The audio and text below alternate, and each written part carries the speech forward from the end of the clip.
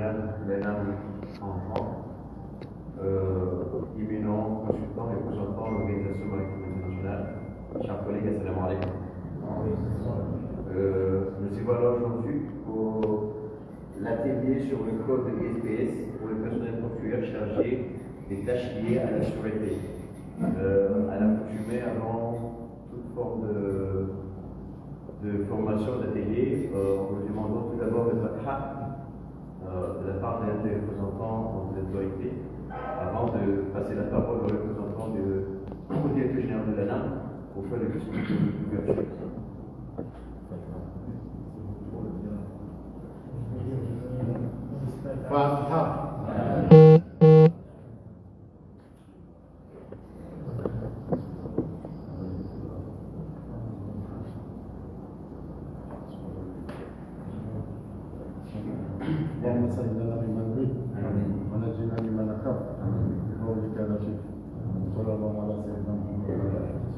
Avant l'ouverture officielle du directeur général, nous allons écouter quelques mots de la part du représentant, du consultant qui représente l'OMI avant le discours officiel de l'ouverture. Nous avons ici donc Madame Hamida, la représentante de l'OMI dans la région, donc n'a pas pu être aujourd'hui avec nous, donc elle va être ici mercredi. Elle m'a chargé de lire son discours. Donc l'allocution du représentant de l'OMI à la cérémonie d'ouverture de l'atelier national sur le code ISPS pour le personnel portuaire chargé des tâches spécifiques liées à la sûreté qui aura lieu du 8 au 12 septembre 2025 en juin. Monsieur le directeur général de l'ANAM, Monsieur le directeur adjoint régional de l'ANAM, Mesdames et Messieurs en vos rangs et grades respectifs, tous protocoles respectés, bonjour. C'est un grand honneur pour moi de prendre la parole devant vous pour vous souhaiter la bienvenue à cette cérémonie d'ouverture de cet atelier national sur le code ISPS pour le personnel chargé des tâches spécifiques liées à la sûreté et sur la sensibilisation d'une journée à la sûreté des autres membres du personnel portuaire et soutien du 10 au 12 septembre 2025. Au nom de l'Organisation maritime internationale, je voudrais exprimer notre plus profonde gratitude au gouvernement comorien pour avoir accepté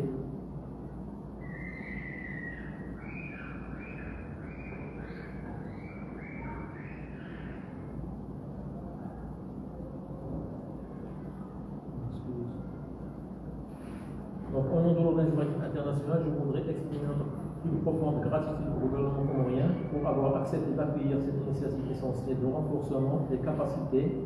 Nous sommes particulièrement reconnaissants au ministère des Transports et à l'Agence nationale des affaires maritimes pour leur partenariat continu, leur coordination et leur leadership dans le renforcement de la sûreté portuaire et maritime.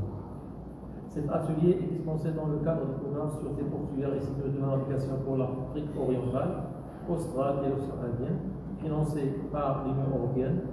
Nous souhaitons exprimer notre sincère gratitude à l'Union européenne pour son soutien financier qui reflète un engagement commun à améliorer la sécurité et la sûreté portuaire dans la région.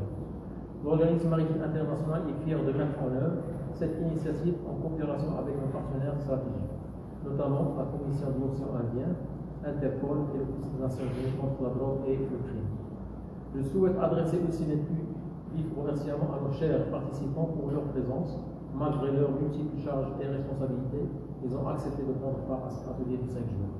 Mesdames et messieurs, notre option, notre responsabilité, notre chance est le thème de la Journée mondiale de la mer pour cette année, qui sera célébrée le 25 septembre prochain. Ce thème reflète le rôle vital de l'océan dans l'économie mondiale, car plus de 80% du commerce mondial sont transportés par voie maritime. Notre océan étant une autoroute mondiale pour le commerce par voie maritime, elle est de notre obligation de renforcer la sûreté maritime pour assurer la libre circulation du commerce et notre chance de toujours défendre les principes de la liberté de navigation. Afin d'assurer l'efficacité et la fluidité du commerce international, il est indispensable que la sécurité des connexions entre les navires, les ports et les personnes soit assurée. Comme vous le savez tous, les ports sont des portes d'entrée vers la prospérité nationale. Ce sont des centres de commerce, de transport et de croissance économique. En même temps, les ports constituent des maillons vulnérables de la chaîne de transport maritime, cibles d'activités illicites telles que la contrebande, le trafic la piraterie et le terrorisme. Le renforcement de la sûreté portuaire n'est pas seulement une obligation réglementaire en vertu du code d'espèces, mais une mesure essentielle pour protéger la sécurité nationale et régionale et les moyens de subsistance qui dépendent d'une économie maritime sûre et sécurisée.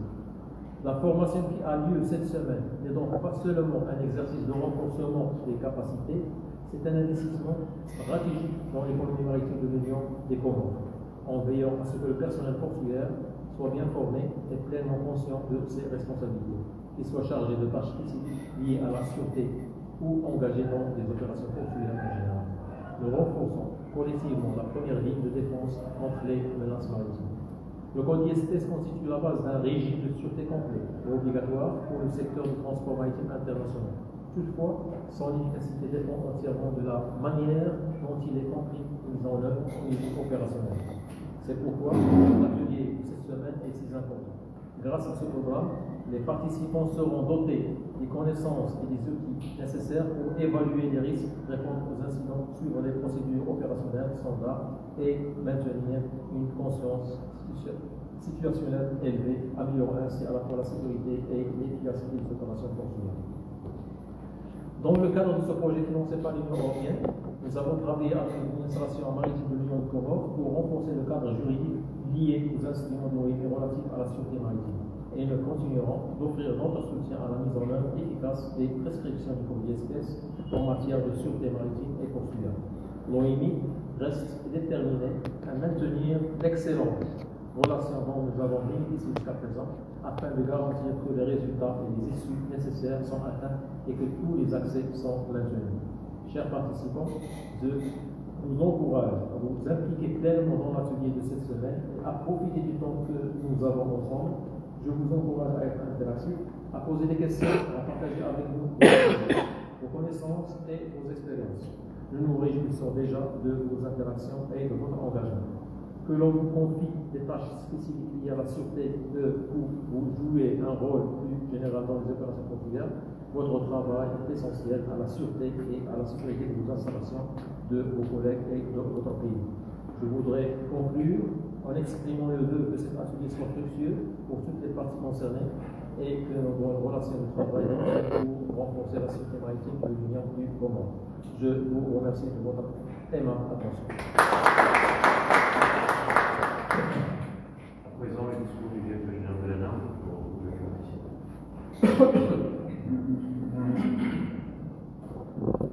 Monsieur le directeur général du port de Mitanidi, pour Abdourahman, Monsieur le directeur général de l'ANAM en juin, Messieurs les représentants de la Société comorienne des ports, de l'ASC, éminents experts accrédités par l'Organisation maritime internationale, Monsieur le coordonnateur point focal du projet PSP ANAM, Assalamu alaikum wa rahmatullahi wa barakatuh. Au nom du ministère des Transports maritimes et aériens et à mon nom personnel, je tiens à vous faire part de la volonté du gouvernement à vous accompagner dans des initiatives rassurant la sûreté et la sécurité portuaire et des navires. Le gouvernement actuel a mis accent en particulier sur le secteur maritime, notamment la sécurité et la sûreté portuaire, menant notre pays et nos ports à être adoptés par le code d'espèces. Vous le savez tous, notre position géographique maritime devrait être un atout pour la croissance économique de notre pays. Mais on constate que peu d'investisseurs osent s'aventurer dans le ports à cause de la fragilité liée à la sûreté et aux sécurités des ports. Raison pour laquelle le gouvernement a demandé l'appui de l'Union européenne et de l'OMI pour nous accorder cet financement pour arriver au code d'espèces. Donc, c'est dans cette optique que le ministère, par le biais des directives du gouvernement, encourage toute initiative qui concerne la sûreté portuaire. Nous sommes convaincus que cette initiative de faire appel à l'Organisation maritime internationale pour coordonner une formation sur la sûreté portuaire sera très bénéfique pour les agents portuaires. L'ANAM est ouverte à toute suggestion visant à renforcer le secteur maritime, particulièrement la sûreté, la sécurité portuaire, ainsi que la sûreté et la sécurité des navires et des agents de mer. Nous sommes conscients que le changement lié au respect des mesures de sûreté peut heurter certaines habitudes sociales liées à notre précédent mode de vie, surtout ici à Mitamidi. Mais il est de notre devoir de laisser les anciennes habitudes de légèreté en misant sur les contrôles, les vérifications, les consignes de sûreté au nom ISPS. Car c'est dans ce sens que notre port sera reconnu par nos investisseurs comme port attractif et rassurant. Donc, n'hésitez pas à poser toutes les questions qui vous semblent difficiles à comprendre. Ces experts sont très utiles, théoriquement, pratiquement et pragmatiquement. Sans trop monopoliser la parole, je ne peux terminer mes propos sans dire merci à toutes les institutions qui sont l'ONU, qui sont aussi l'Union européenne, l'océan Indien que vous avez cité tout à l'heure, concernés dans cette formation, car votre volonté de participer à cette formation est la clé de réussite de cette mission. Et je déclare officiellement ouvert cet atelier. Wassalamu alaikum wa rahmatullahi wa barakatuh.